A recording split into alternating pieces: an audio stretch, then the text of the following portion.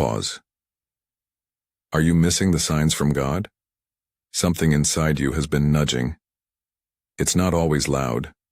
Sometimes it is a quiet pressure at the edge of your thoughts, a restlessness that won't be soothed by routine or distraction.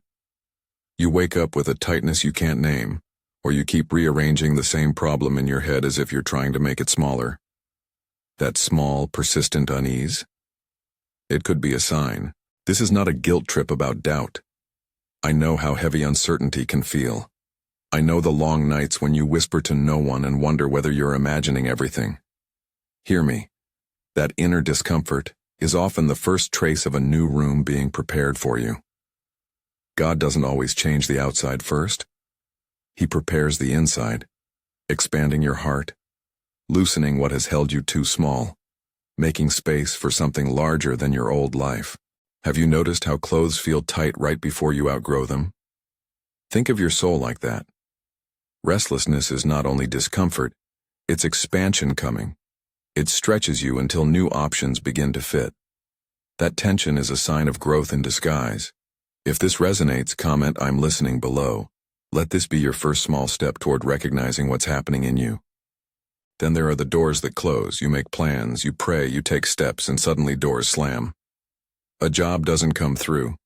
A relationship unexpectedly ends. An opportunity vanishes. It feels like rejection, and some afternoons it feels like the world conspired against you. But what looks like a slammed door can be redirection and protection. When you look back years from now, survivors often point to those painful endings as the pivot that kept them from worse harm or steered them into something wiser. Imagine a hallway with many rooms. You stand in the corridor, a few doors ajar and others shut tight. A closed door might be a shelter against a trap you would not yet see. It might also be an invitation to another door that opens quietly on the opposite side. The hard truth is this: not every closed door is a verdict. Many are God's way of saying, "Trust me, I'm steering you." Delay will try your patience. Waiting can feel like a sentence. You ask for a sign and nothing appears. You knock and wait, and the silence becomes louder than prayer. But delay is often alignment. While you wait, unseen hands are arranging people, timing, and details you can't orchestrate. That waiting is not always spiritual proof that you're forgotten. Sometimes it is the necessary interval in which everything else is put into place. It helps to remember that the most important work happens out of sight. The carpenter doesn't reveal the blueprint to the nail. What looks like inactivity may be the careful, slow assembling of an opportunity that will hold. Validate your tears and your frustration. They are real.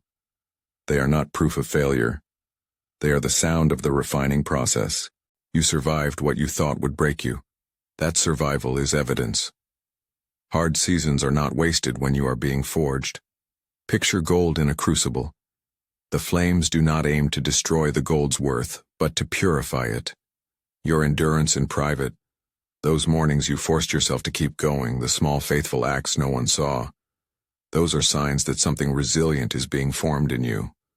Scars are not shame. They are witness. Survival brings perspective. Things that once demanded your entire attention now feel less urgent. You find inner strength you didn't expect. That is not coincidence. It is training.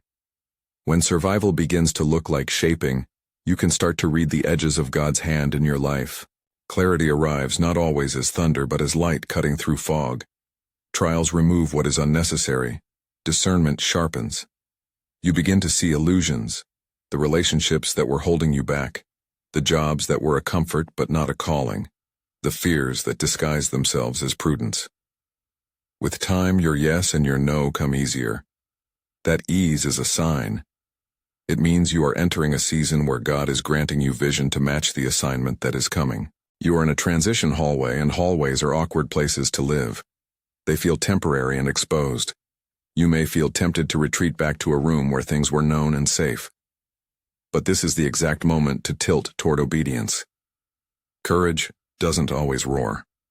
Often it is the quiet decision to step forward when every instinct says stay put. Do not mistake quietness for absence.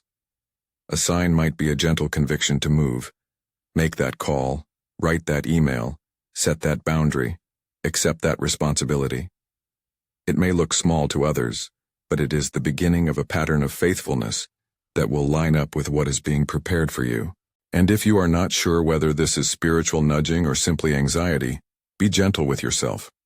Seek wise counsel, check your motives, consider practical factors, and if needed, professional help. Spiritual interpretation does not erase the value of good counsel. You may fear that hearing a sign obligates you to perfection or guarantees success. It does not. Hearing is an invitation to participation, not a promise of trouble-free paths. The call is to obedience, courage, and trust. Trust that what is aligning is worth stepping toward even without seeing every step ahead. So here is the word I want to leave with you. You are not missing random noise.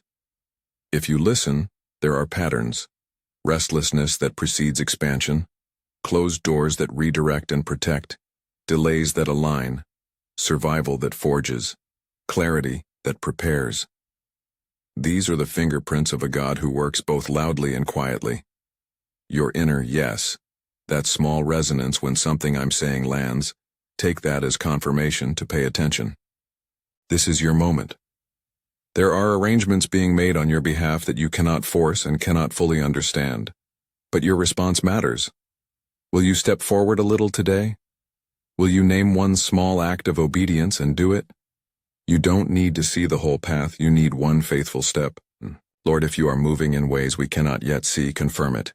Give wisdom where there is confusion, courage where there is fear, and peace where there is restlessness. Guide the ones who are listening to discernment and community. Let them not be paralyzed by doubt, but moved by obedient trust. If this message landed with you, take one concrete next step and type it in the comments. Share this with someone who needs permission to look again at their own signs.